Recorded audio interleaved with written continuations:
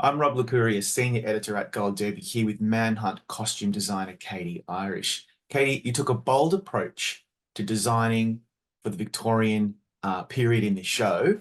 Tell us why and how you wanted to push the envelope a little.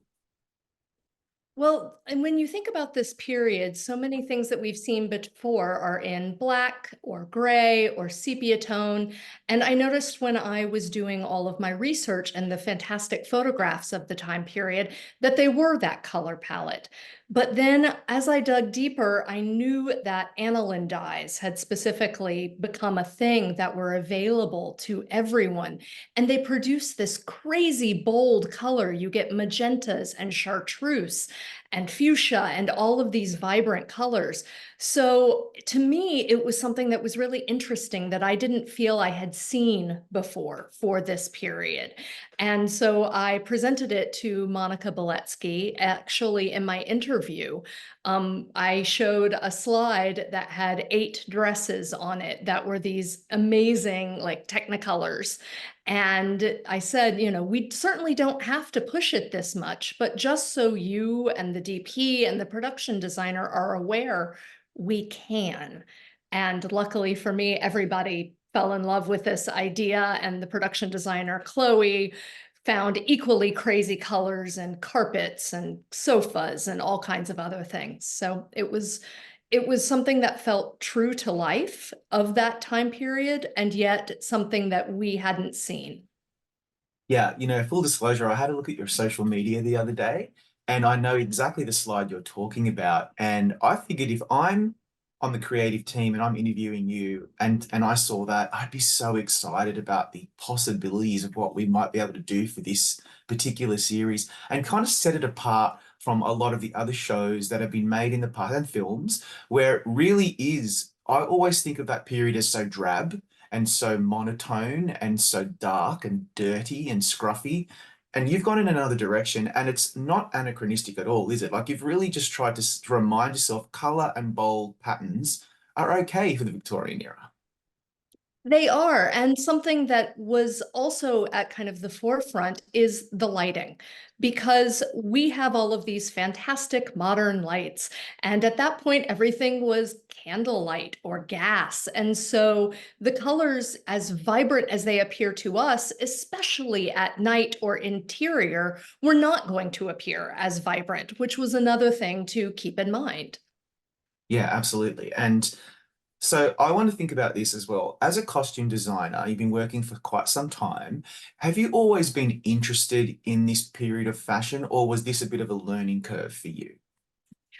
Every project is a learning curve. I knew this period, and I had done projects actually in theater in this period, but I had never done anything for film or television.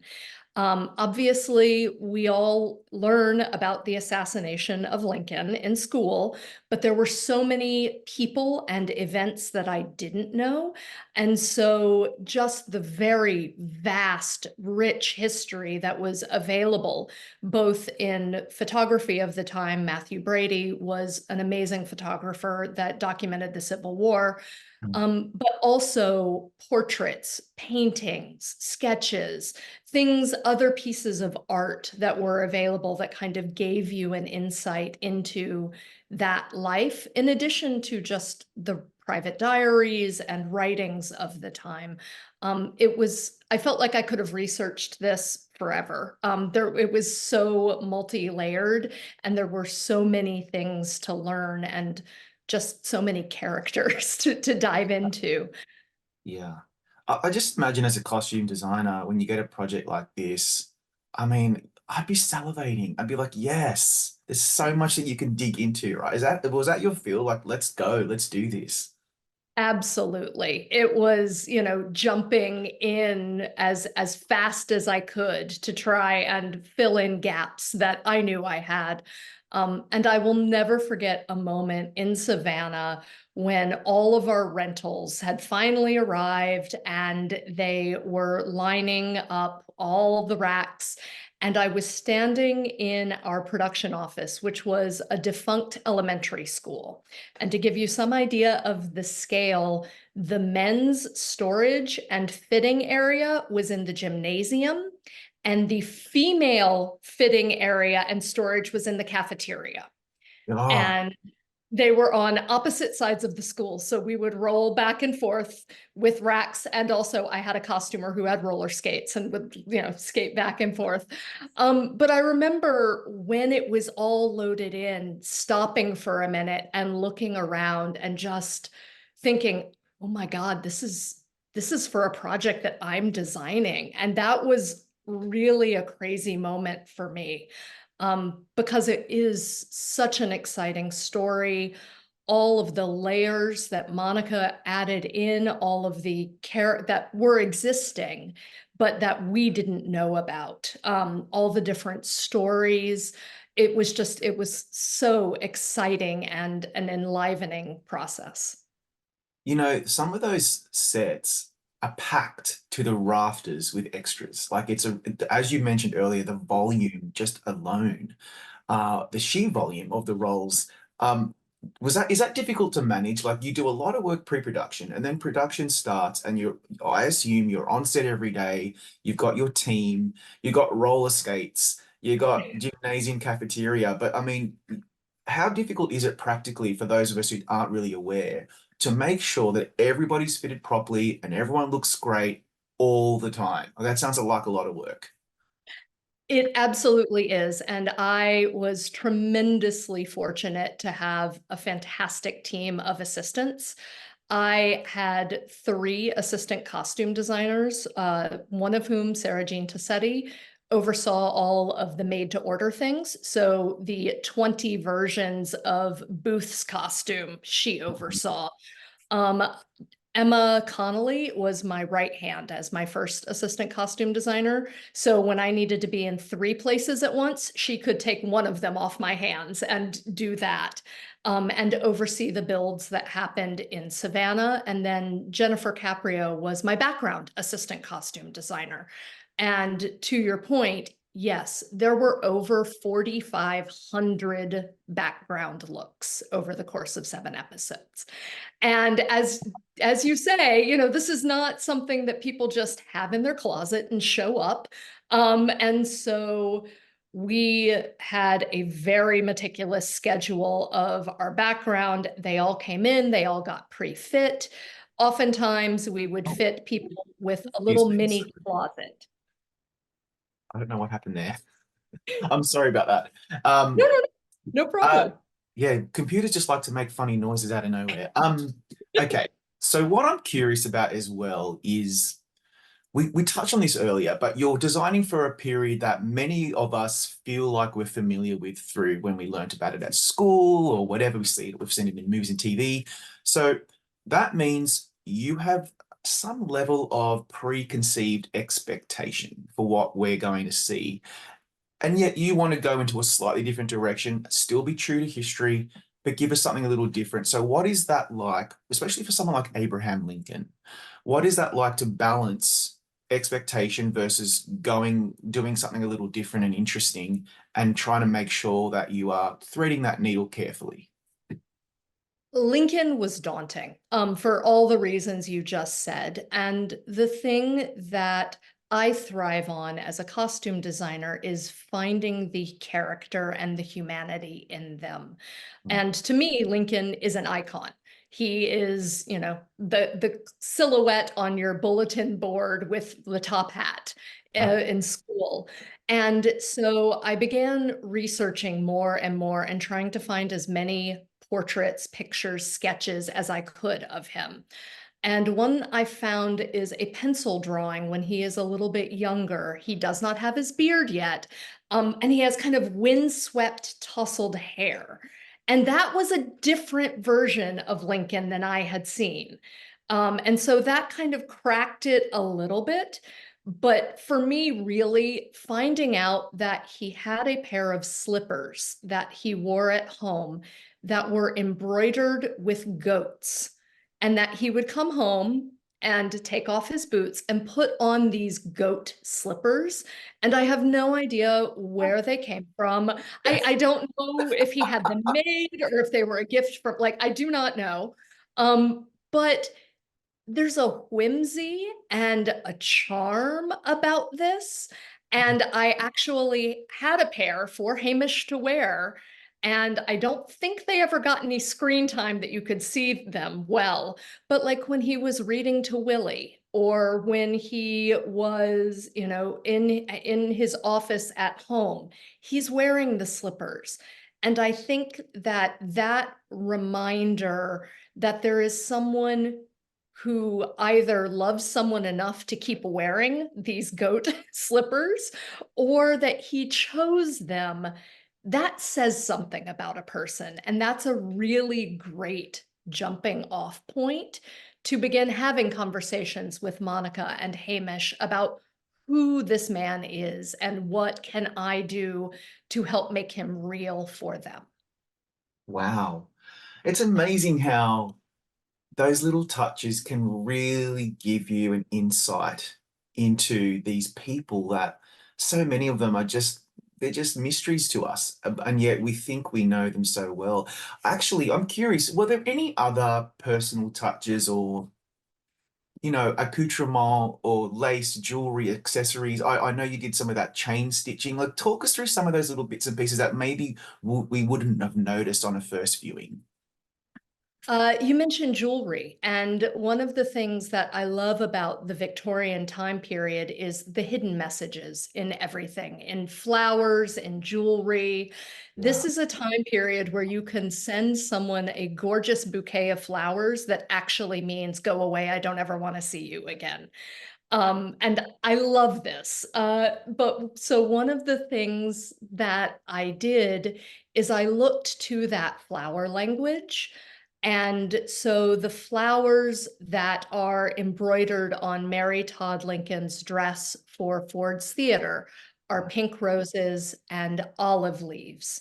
And pink roses stand for admiration and beauty, and olive leaves are peace. And so this is 5 days after Lee has surrendered that they Yeah. go to Ford's Theater. And so the Civil War is just barely over, and there's kind of this breath of hope and beauty, and then it is all dashed. Um, Yeah. I used flowers throughout, but another fun thing is with jewelry. They did something called acrostic jewelry, which is where you would take the first letter of what that jewel was and you would spell something out. And so I had a ring created for Ellen Stanton, who had lost her son James, and the gemstones spell out James. So it's jade, amethyst, moonstone, emerald, sapphire, all in a row. And she wears that ring on her right hand. So she has her wedding band on her left and that ring for James on her right. And those are things that, again, it's something that is completely period correct, and whether the audience knows it or not and doesn't, understand what it is and just thinks it's a ring, that's fine. Yeah. But Anne and I had a really lovely conversation about the meaning of that ring. And again, as a costume designer, my primary job is to tell the story visually. And if there are things that I can do with the actors to help them feel their character more, engage more in the story, then I am all in for that. Absolutely. I mean, that makes so much sense to me. When I was speaking to Monica Beletsky, showrunner and creator, I was really taken with the idea that we're following Edwin Stanton's journey because I didn't know anything about him, which I think she was very happy about because the whole point for her was to shine a light on this unsung hero of that very dark kind of turning point in American history. So you get the brief as well. You're dressing Tobias Menzies, amazing actor. What little touches or what costume touches are you deploying to really help us understand who he was? Going back to all of those kind of hidden imagery, uh, we hear Lincoln often refer to Edwin Stanton as Mars. Mars was the Roman god of war. And so I wanted to figure out a way to incorporate that. The wolf is the animal that is associated with Mars. And so I worked with Cam, our prop master. So Tobias had a watch fob that had a wolf head on it. We had custom buttons done for a couple of his waistcoats that had wolf heads on them. Edwin Stanton was a very prominent lawyer before he became the Secretary of War, and his family had a lot of money. So he could have changed clothes an obscene number of times throughout this series, but he didn't. And part of that, again, was the storytelling. He is a man who is obsessed with finding Booth and bringing the co-conspirators to justice. And so he changes as much as he feels he has to be socially acceptable in the office. But Mm. we don't see, a different waistcoat every episode. He repeats things, he repeats frock coats.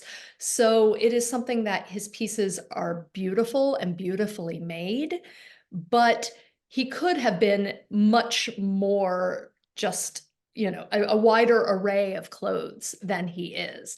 And so in choosing what we did, it was looking at the colors. He is kind of a navy blue base for most of them, which ties him to the Union Army, which had navy blue uniforms. It is looking at his wearing a cravat and the taller collar, which is a little more of an old-fashioned idea at this point. He has a top hat, which aligns him with Lincoln. So these little pieces begin to kind of tell us who his friends are, where his loyalties lie, as well as his place in society. Yeah. I noticed a lot of mustard, ochre, bottle green. I mean, I'm not a costumer, so I don't really, maybe I'm saying the colors wrong, but that's what I kept noticing. And then Mary Alice turns up, and I'm like, wow, I loved her look. And she is a little set apart from, the hoi polloi of that time. Talk me through what you were trying to go for with her. For Mary, it's a fantastic story of an incredibly courageous and brave woman. In keeping with the blue, I knew that I wanted her to visually be tied to, again, the Union Army, to Stanton. And I discovered in my research that indigo used to be a cash crop in Virginia and Maryland and North Carolina at the end of the 18th century. And it was incredibly labor intensive, and lots of enslaved people were forced to pick it and to process it to create this dye, and it was very expensive. And then they discovered that tobacco was going to be more profitable, and so they moved on. But the idea of having her principal skirt and look be very much something that was indigo. And so it is kind of reclaiming that heritage as something that now she wears. And then the ochres and the yellows are for hope. No matter what has happened in her life, she continues to hold out hope. She thinks she's going to get a land grant. She wants to open a school. She wants to help everybody that she can. And so there is just this kind of endless supply of hope in her. And I wanted that to be able to shine through. My final question is something I wanted to point out about your work in this show, because as beautiful as it is, I really appreciate it when I'm watching a period piece where the clothing, costuming, however you want to refer to it, looks authentic. Looks like those people got out of bed and put them on because that's what they wear. It's not just like we're not just watching a film or a TV show. We're watching these people. We're trying to suspend disbelief. I think, Katie, you did that perfectly, because I really just felt like I was in the moment and I wasn't going, oh, look at the lovely costumes all the time. Is that important to you, to make sure they fit properly, they're comfortable for the actors, and they look worn in. They're not just like something from a museum. Absolutely. And thank you so much for saying that. Yes, one of the first things I do when I work with a new actor is I have a conversation that we're going to try a whole bunch of things on. And if at any point you don't like something, you don't feel comfortable, I don't need a reason. You can just tell me this isn't working for me and we'll move on. And I would much rather have that conversation here, just the two of us in the fitting room, than have you try and think you're making me happy and then get to set and it's not working. That I would much rather just solve it and say, like, there are going to be other options. We'll figure something else out. And so then I feel like that frees us up to really be honest and say, if someone doesn't like something, okay, great. Let's move on. Let's find another solution.